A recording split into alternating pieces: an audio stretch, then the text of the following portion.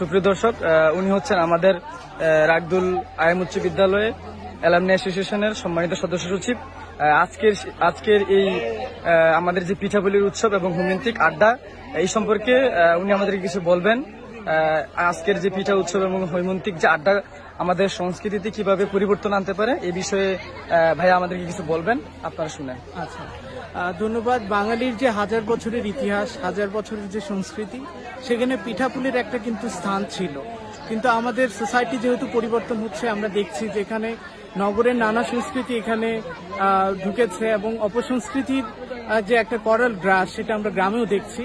তো সেই জায়গা থেকে আমরা মনে করি আমাদের তরুণ যারা আছে, আমাদের গ্রামে যারা আছে, তাদেরকে সেই পুরনো সেই ঐতিহ্যকে ধারণ করা, সেই ঐতিহ্যকে লালন করা, আমাদের দেশীয় যে মূল্যবোধ সেটা চর্চা করা, সেই চর্চার উদ্দেশ্যে আসলে এই পিঠা মেলার আয়োজন করা হয়েছে। এবং এখন যেহেতু হেমন্তকাল, বাঙালির একটা নবান্নের একটা উৎসবের সময়, সেই পিঠাপুলির সময় আমরা এই আড্ডার আয়োজন করেছি, এই মেলার আয়োজন করেছি। আচ্ছা, আমাদের গ্রামে কিন্তু এই সমস্ত উৎসবগুলো কিন্তু এখন আর হচ্ছে না, যদিও অনেক বছর পরে এই উৎসব আমরা দেখতে পাচ্ছি।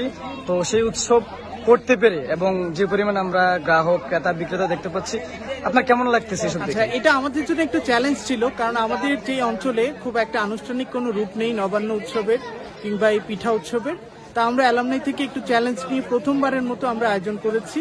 আশা করছি যে বিপুল মানুষ যেভাবে সাগ্রহভাবে আগ্রহ নিয়ে এখানে আসছেন, সফল করছেন, আমরা আশা করছি ভবিষ্যতেও আমরা এই উৎসবটা কন্টিনিউ করতে পারবো। তাহলে আপনারা কি যে সামনের দিনগুলোতে যে আমাদের বাঙালি লোক সংস্কৃতি বা আমাদের যে কালচারাল যে উৎসবগুলো আছে, এগুলো কি আপনাদের এই অ্যালামনাই অ্যাসোসিয়েশনের মাধ্যমে কি আমরা এগুলো পাবো ইনশাল্লাহ? ইনশাল্লাহ আমরা কিন্তু এখান থেকে বেড়ে ওঠা, আমরা শিকড়কে আমরা ভুলে যাইনি, আমাদের সংস্কৃতিকে ভুলে যায়নি। সেগুলো লালন এবং চর্চা করার জন্য যা করা দরকার, আমরা এই অ্যালামনাই অ্যাসোসিয়েশনের ব্যানারে আমরা সেগুলো করব। থ্যাংক ইউ, ধন্যবাদ।